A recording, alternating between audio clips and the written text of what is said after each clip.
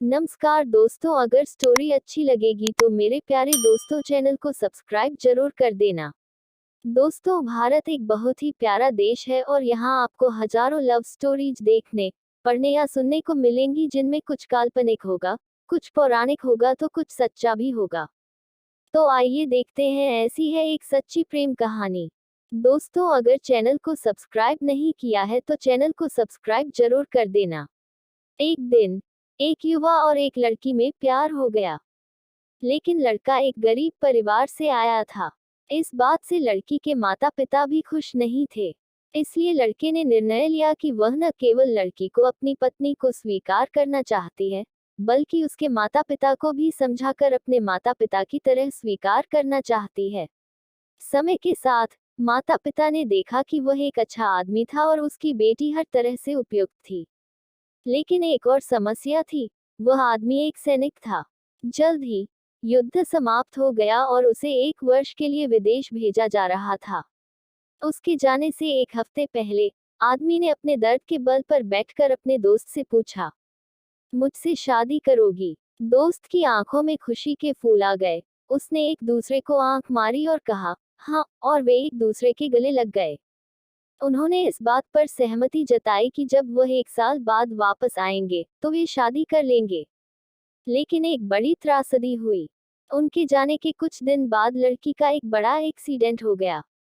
ये accident machinery का front की टक्कर थी। जब वह अस्पताल में जागी तो उसने अपने माता पिता को देखा। तुरंत उसे पता चला कि कुछ समानता है। बाद में उसे पता चला कि उसकी ब्रेन इंजरी है। उनके कंसिस्टेंसी को कंट्रोल करने वाले उनके मस्तिष्क का हिस्सा क्षतिग्रस्त हो गया था। उनका कभी खूबसूरत और आकर्षक दिखने वाला चेहरा अब विकृत हो गया था। खुद को आईने में देख वह रो पड़ा। कल मैं सुंदर थी, एक परी जैसी थी। आज मैं एक राक्षस हूँ। उनका शव भी कई सारे गोदामों से भरा हुआ था। वो खूब रोटी और फिर उदास हो गई। एक दिन उसने अपने मंगेतर को अपने वादे से मुक्त करने का फैसला किया। उसने लिखा था कि वह उसे अब और नहीं बर्बाद करेगा। वह अपने बारे में भूल जाना चाहती थी और फिर कभी उसका सामना नहीं करना चाहती थी। 1 साल तक सिपाही ने कई पत्र लिखे लेकिन उसने कोई जवाब नहीं दिया। उसने उसे कई बार फोन किया लेकिन उसने रिसीव नहीं किया। हालांकि वो ऐसा नहीं करना चाहती थी पर वो मजबूर थी।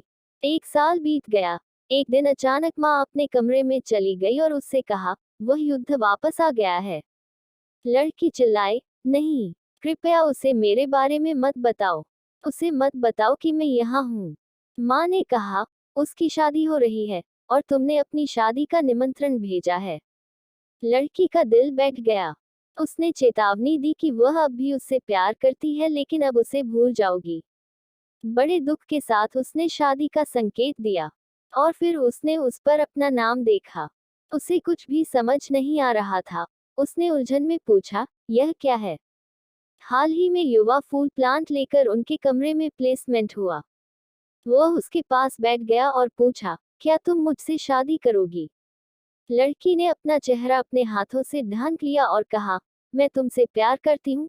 तुम अगर ठीक से मुझे देखोगे तो तब तुम्हें सच्चाई का पता चलेगा। और उसने अपना चेहरा हटा दिया। उस किशोर ने कहा, तुम्हारी साली के बिना माँ ने मुझे तस्वीरें दिखाई। जब मैंने तस्वीरें देखी तो मुझे एहसास हुआ कि कुछ भी बदला हुआ नहीं है। तुम अब भी वही हो जिससे तुम मुझसे प्रेम रखते हो। तुम अब भी पहले की तरह खूबसूरत हो, क्योंकि मुझसे प्यार है। दोस्तों, अक्सर लोग ऐसी बातें करते रहते हैं कि प्यार का एहसास होता है। सच्चा प्यार शरीर से नहीं आत्मा से होता है। लेकिन दुनिया की कड़वी सच्चाई यह है कि लोग इसके विपरीत ही होते हैं। हाँ, इस दुनिया में कहीं भी शरीर वाला नहीं आत्मा वाला प्यार दिखाई देता है और इसी तरह से शायद इस दुनिया में प्यार का एहसास बना रहता है।